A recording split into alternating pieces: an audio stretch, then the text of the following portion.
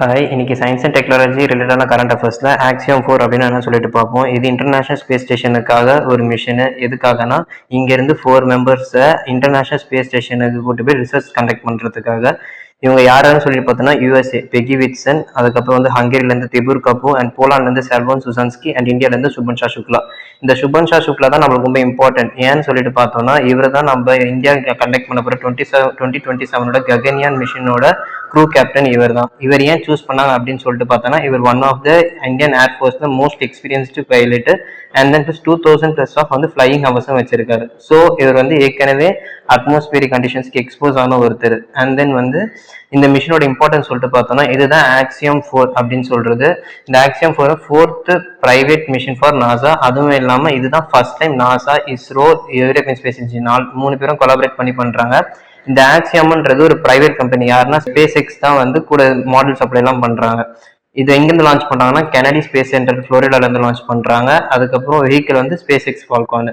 இந்த ரிசர்ச் ஏன் ரொம்ப நம்மளுக்கு இந்த ஸ்டடி ஏன் ரொம்ப இம்பார்ட்டன்ட் பார்த்தோம்னா ஃபர்ஸ்ட் வந்து இங்க வந்து பிளான்ட் வெரைட்டியை க்ரோத் பண்ணி ட்ரை பண்ண வைக்க போறாங்க. அதுக்கு யூஸ் பண்ண போறது வந்து மூங்கால் வந்து என்னன்னா ஒரு பல்சஸ் வெரைட்டி.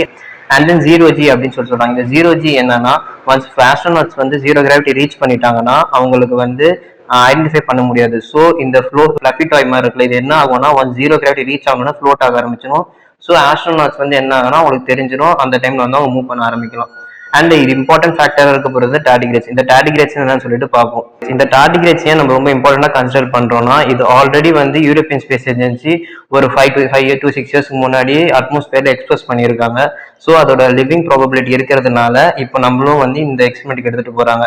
இந்த டார்டிகிரேட்ஸ்ன்றது மெயினான விஷயமே பார்த்தோம்னா இதோட சர்வைபிலிட்டி ஃபீச்சர்ஸ் தான். ஏன் அது அப்படின்னு சொல்லிட்டு பார்த்தோம்னா கிட்ட -270°C இருந்து 150°C வரைக்கும் சர்வைவ் ஆகக்கூடிய கெப்பாசிட்டி இருக்கு. அண்ட் தென் வந்து ப்ரெஷர் வந்து பார்த்தோன்னா கிட்ட 40,000 கிலோ பாஸ்கல் ப்ரெஷர் வரைக்குமே வித்ஸ்டாண்ட் பண்ண முடியுமா.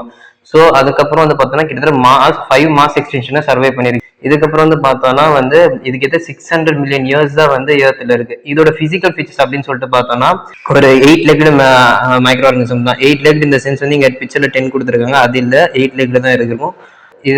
இதோட சைஸ் வந்து பார்த்தீங்கன்னா 0.5 mm. ஓகேங்களா.